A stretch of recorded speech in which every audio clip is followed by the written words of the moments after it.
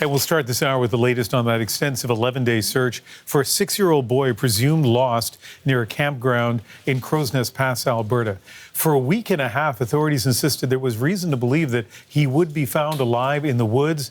Now, sadly, that is no longer the case. Sarah Galashan is following this for us. Sarah.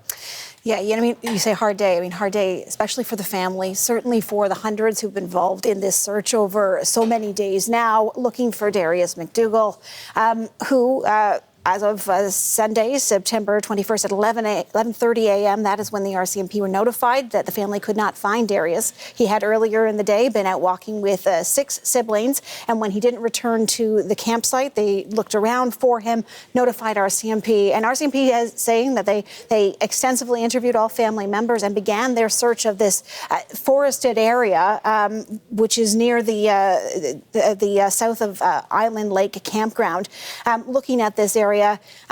Which is a very complex area to search, not just because of difficult terrain. It is very steep, very densely forested, and there are 2 rivers in this area. But this search was also complicated by the fact that 6-year-old Darius Macdougall has autism. The family assured that he is verbal, but he might not answer to his name. He might actually be scared by loud noises. So that really also played into how this search took place and how complex it was. Rather than yelling his name, trying to call out for him, they were very methodically looking under logs and in dense bush in case he maybe was hiding. And as well, instead of, as I say, yelling, playing his favorite song in hopes that if he were hiding, it would lure him out. There were hundreds involved in the search, as I say, 400 search and rescue volunteers from British Columbia, Alberta, Saskatchewan, 60 RCMP searching for over 1,100 hours at an area that is 22 square kilometres. And this involved drones, helicopters, fixed-wing aircraft, police dogs, and underwater search teams.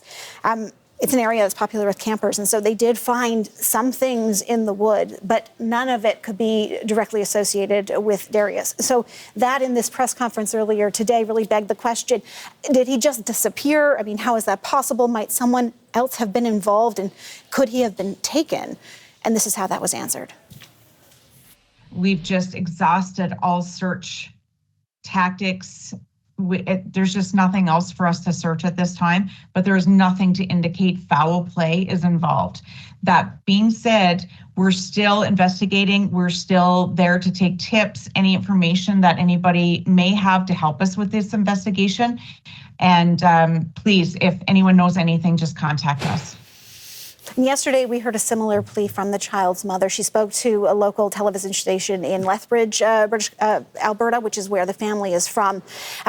She pleaded with anyone who might have any information to come forward because the RCMP will follow up on all of those tips. But at this point, there is nothing to indicate that Darius he is not in the woods, and sadly, and at this stage, there's nothing to indicate that if he is in the woods, that he would still be alive. I remember late last week, I think it was Friday, you were going through the RCMP news conference at the time and said, wow, they actually seem optimistic. They want to renew the search.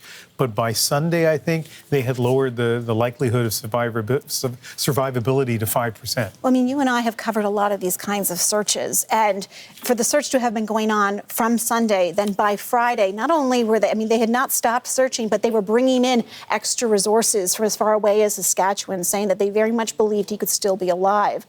The thing is, as every day goes, the statistical probability does start to drop, and so do the temperatures that they were experiencing overnight. And now, of course, we are here at 11 days and 11 days without food. Water is one thing. There are sources of water, though, rivers in that area, but without food, that becomes a very difficult thing. Like I say, though, they have stopped the search and pulled all their crews out as of about 1:30 p.m. this afternoon, local time. But the investigation does stay open. So they are now searching or willing to pursue any other tips that might come forward if they do. Okay, Sarah, thank you.